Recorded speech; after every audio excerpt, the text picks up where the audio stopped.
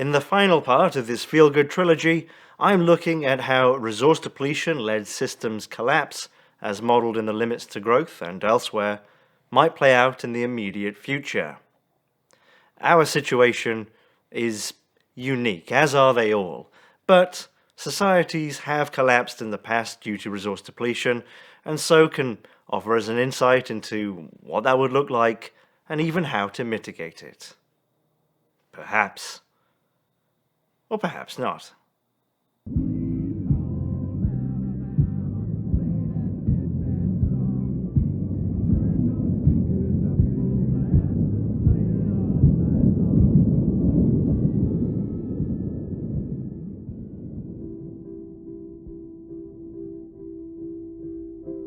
What's old is new. To reiterate, the standard systems dynamics models from both 1973 and 2023 showed, if accurate, a tumbling of industrial and agricultural output around about now, and pointed to resource depletion, not climate change, as the cause. But from the beginning of civilization's ending, resource depletion and climate change have been interconnected. And before we get to now, we should probably look at then. For example, about 4,200 years ago, many places across the world were, possibly, hit by a century-long drought, often called the 4.2 kiloyear event. The Atlantic meridional overturning current, vital then as it is now in regulating the Earth's surface temperature, weakened for unknown reasons, at least according to some models. In 2019, the University of Hokkaido published a paper that draws up on the idea of civilization-wrecking drought. When studying fossil corals, they found evidence that a stronger than usual shamal season, that is, wind-blowing dust from modern-day Iraq, caused the salinization of the irrigated fields built by the first Mesopotamian Empire, the Akkadians. This, they hypothesize, caused agriculture in Akkad to collapse, maybe not over just 1 year, but several, maybe dozens. That led to famine and the fall of the empire. Around the same time, there was a massive drought in the Old Kingdom in Egypt, where the Nile didn't flood as it usually did annually for 30 years. This too caused famine and social collapse. Contemporaneously, the Lingzhou civilization on the Yangtze River Delta disappeared during a decade of massive floods.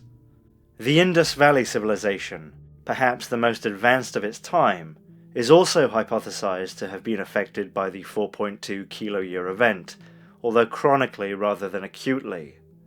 On the other hand, it might not have affected the Harappans of the Indus Valley as much as natural cycles.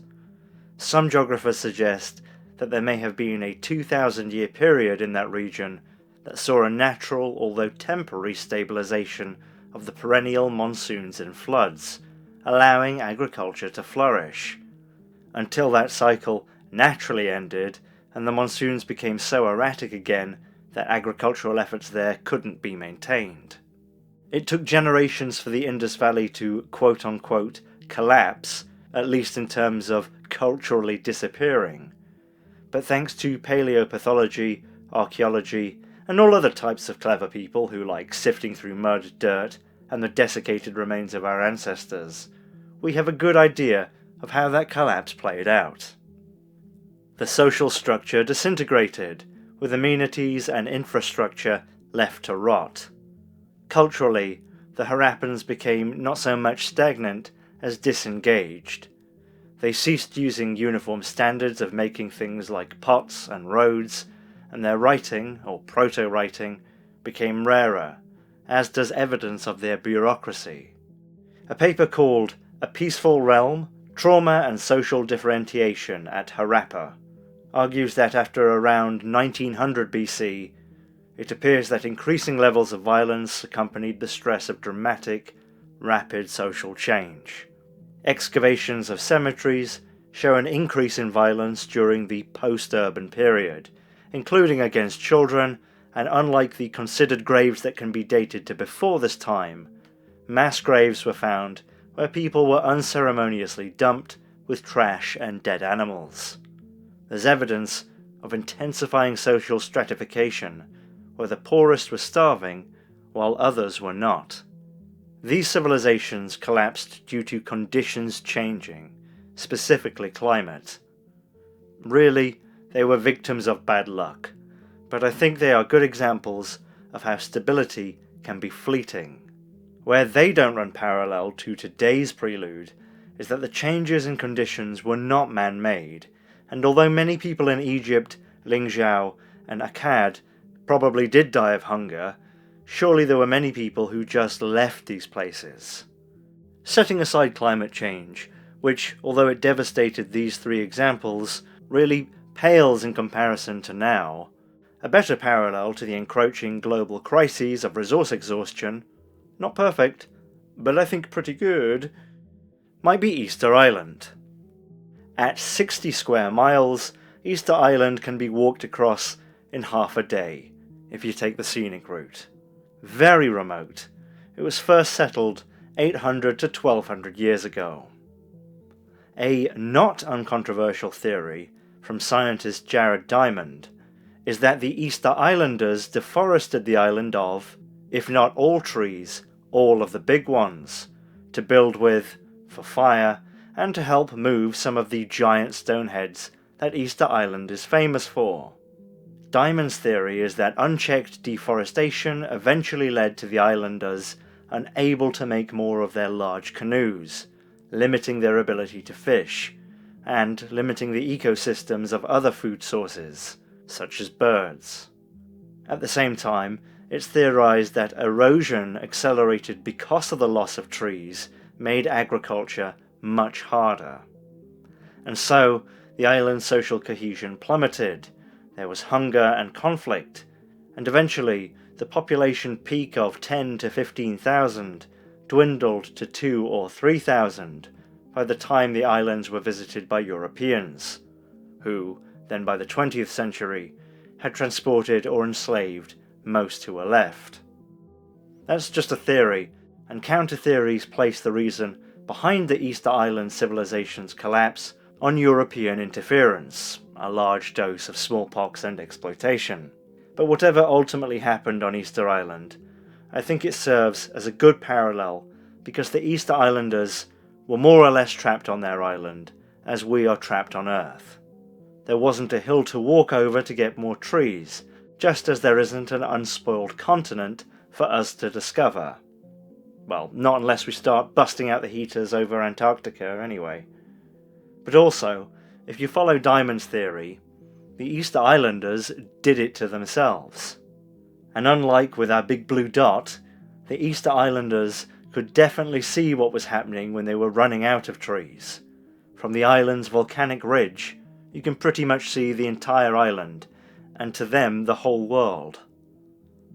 That's vastly different to what we're facing now, where shortages and their scales are not usually apparent to people in the West except as increasing prices.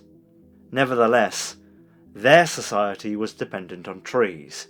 They could physically see the entirety of their island and the number of trees, and they kept chopping anyway.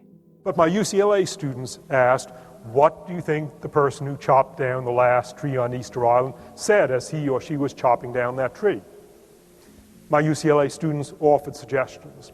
One student said, probably the person who chopped down that last tree shouted out, "Never fear, technology will solve our problems by discovering a substitute for wood." The Easter Islanders' predicament, compared to our own, was easy to avoid. Just stop chopping down trees faster than they grow. But social drivers, whatever they may have been, kept them chopping themselves into a corner. That brings me to efforts to mitigate a resource depletion-led collapse today. There are constant, meaningful progressions when it comes to efficiency across many sectors, and technical and scientific innovation have allowed us to replace numerous limited resources, mostly with other limited resources, but still. For example, the supply of palladium can't keep up with demand, to the point that In around about 2016, palladium became more expensive than platinum, which is why more and more catalytic converters are made with platinum instead. It's not that we're going to entirely run out of platinum or palladium, but that their extraction becomes more and more expensive. There are things that people are doing and can do more of to stave off the limits. Houses made out of wood, reusing plastic bags, not buying things you don't need that don't solve a problem just to get a short burst of dopamine, not burning trash with aeroplane fuel while smoking cigars made out of asbestos. But these things are really, altogether, a drop in the ocean. I'm sure there are a million well thought out proposals out there addressing different angles of resource depletion, but the biggest seem fantastical. Vertical farms, as an example, may reduce the need to transport food into cities, but even with aquaponics, where fish fertilize water that is used to grow fruit and vegetables, the fish need to eat something, and at industrial scale, that something, usually alfalfa, needs to be grown with fertilizer. And projects like vertical farms or vast redesigns of cities also require a good deal of maintenance and upkeep, as well as cost to actually build in the first place. And we're now just reaching a point where maintaining infrastructure is becoming more and more expensive. The idea too that we can tap space for resources has surely been around for far longer than concerns about a finite planet. It's feasible that we can develop technology that can mine asteroids, or the moon, or even Mars, but if mining space at scale, for profit, is feasible at all, it's a long way away. Put simply, if copper on the seabed and in mile-deep mines is becoming prohibitively expensive on Earth, it's going to be cheaper to get from Mars, is it? Is it? But even if we whipped ourselves up a magic conveyor belt from space that showered palladium down on us all, the stuff we really need is not in space. Fossil fuels are vital to our socio-industrial existence, much more so than precious metals. Oil, coal, and natural gas are formed from decomposed organic matter. Oil-derived products are essential to both infrastructure and keeping the economy going. There are 7 gallons of oil used to make 1 tire. To make a pint water bottle, a quarter pint of oil is used. To make a gallon bottle, a quarter gallon is used. It takes a 42-gallon barrel of oil to make about 20 gallons of car-grade petroleum. Natural gas is critical for the creation of ammonia, and about 80% of ammonia created is used for fertilizer. Fossil fuels are not just vital for the economy, they're vital for feeding us. There is no coal or oil in space. Space mining does not address our imminent limits, even if it somehow became economical. If you believe the model of recalibration 23, and the surrounding maybe perhaps really quite likely hypothesis, it's synthetic fertilizers that are the real crunch point for resource depletion. It seems likely that a protracted fertilizer shortage would hit the world's poorest first, and I'd argue that industrially developed nations will attempt to insulate themselves to any real supply issues long before they send meaningful help. My assumption here is based on what they're doing now. If the feeding of the world's poorest were a priority, the developed world could act now. They could have acted 50 years ago and any time since. But as much as they postulate on aid, the appetite among the first world electorate for stopping famine in Africa and exploitation in Asia pales next to the desire to keep cheap consumer goods coming in and the price of gas low. I don't mean this as a judgment, but an observable fact. If a majority really prioritize the existence of others, that would be reflected in those they elect, or a new party would successfully emerge with these concerns front and center. Indeed, one of the theories as to why primates have a propensity for social hierarchies is that a ranking system allows a segment of a population to shield themselves from danger, such as hunger or disease, allowing a group to continue even if its weakest members suffer and die. But unlike other primates, that might let the weakest of their troops starve while the others eat in times of shortage, and never mind, the biggest must survive to protect us, the cost of survival, humans have created a complex and intertwined system of systems, where the poorest are more vital to society-wide survival than those that reap their labour, while also the first to suffer the consequences of system failure. A bit more relevant today than the First World, Third World labels, although not without problems, is the grouping of countries as part of the Global North or Global South. Essentially, generally rich versus generally poor.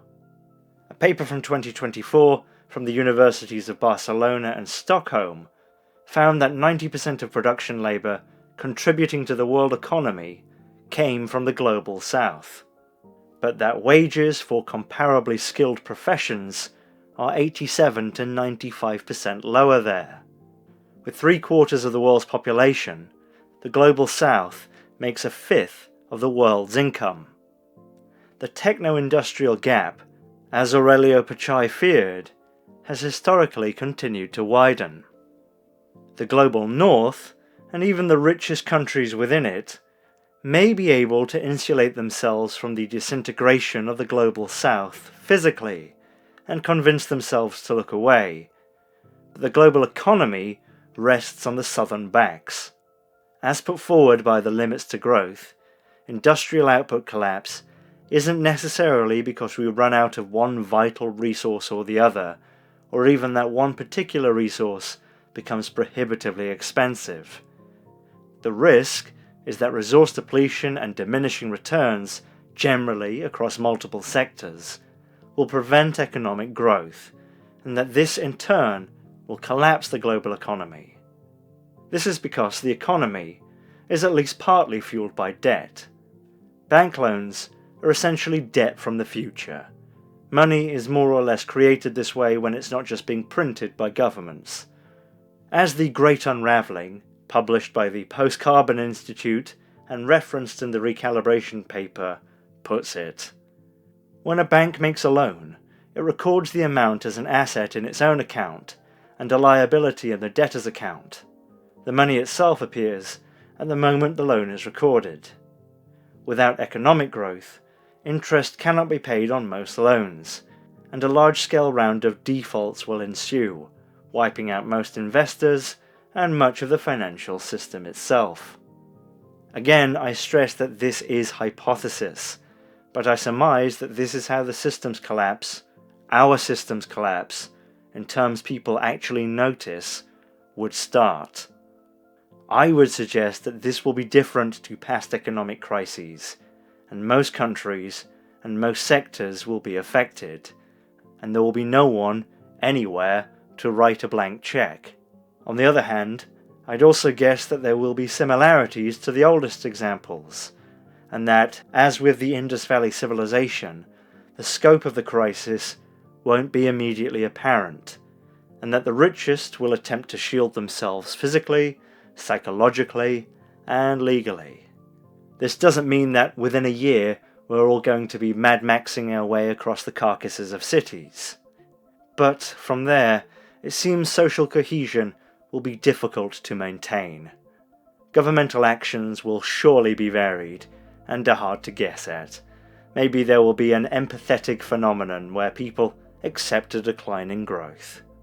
Maybe there'll be hyperinflation, or a return to the gold or silver standard.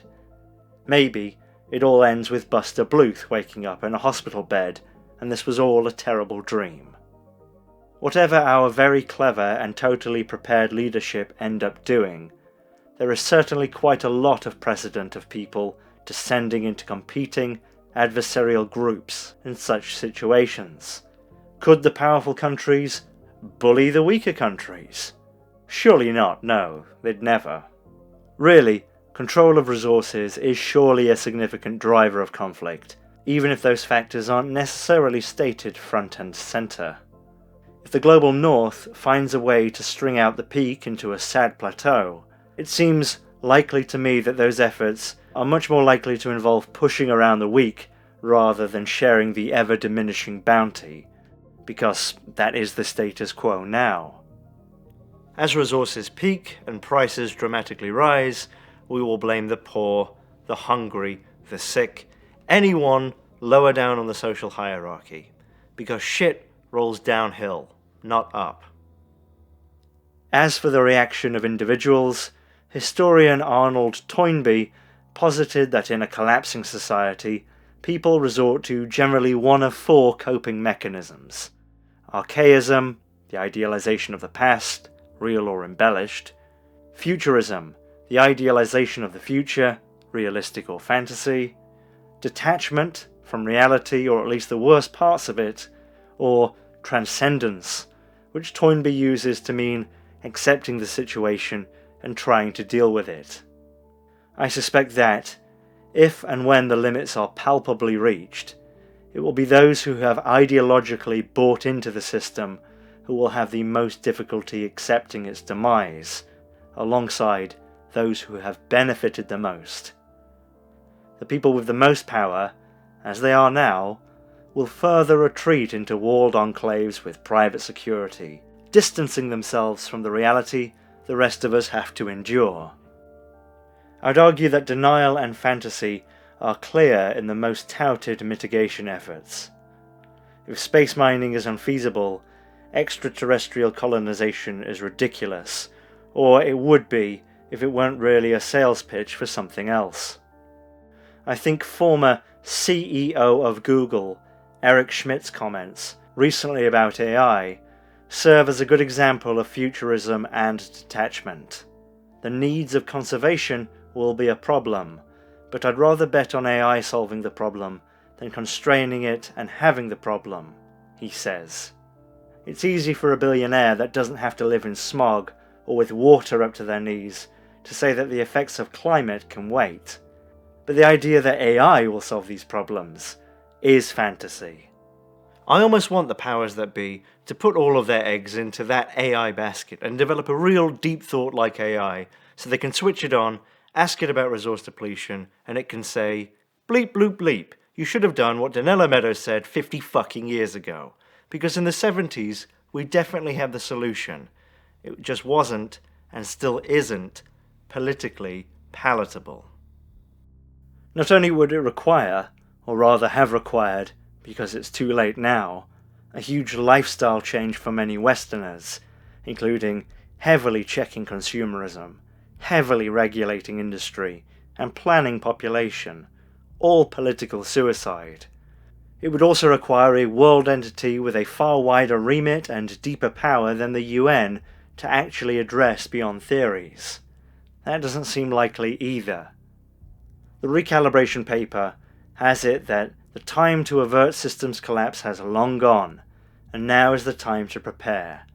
But it seems that most people in power across the world are not acknowledging this impending crisis, or think that innovation will somehow defeat physical limitations, as if collectively we've mistaken science fiction for science future, or have been in a stable environment for long enough that it has become totally taken for granted.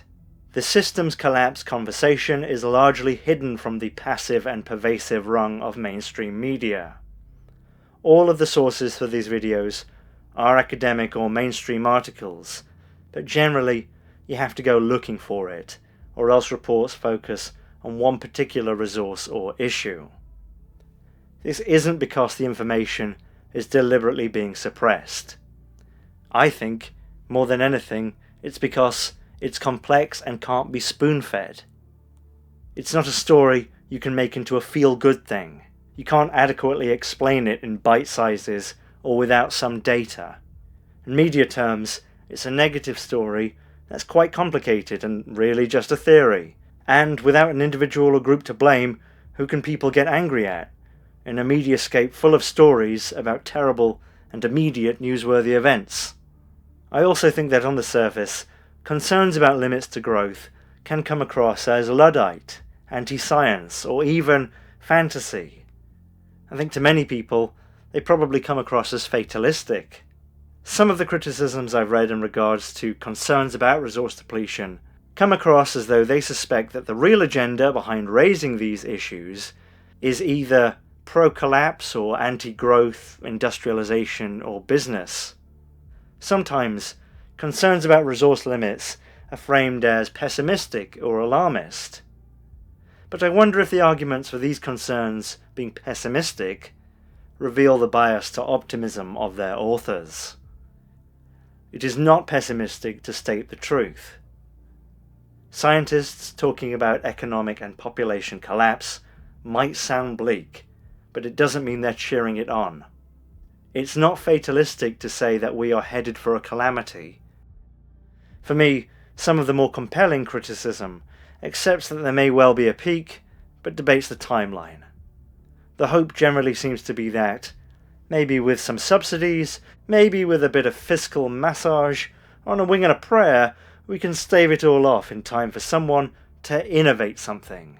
Something that can make 2 million tons of synthetic fertilizer out of something else every day.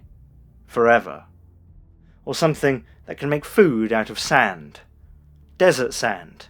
Because we need the other sand. Human beings are innovative, that's for sure, but are they as innovative as they are adaptable? What were the Easter Islanders saying to each other when they cut down their last big tree? How did they convince themselves that it would all work out in a society dependent on trees? What stories did they tell themselves? What stories are we telling ourselves now? And with that, that's the end. Thank you very much for joining me. I hope to see you on another video sometime. Have a nice life, either way, and good luck out there, and good night.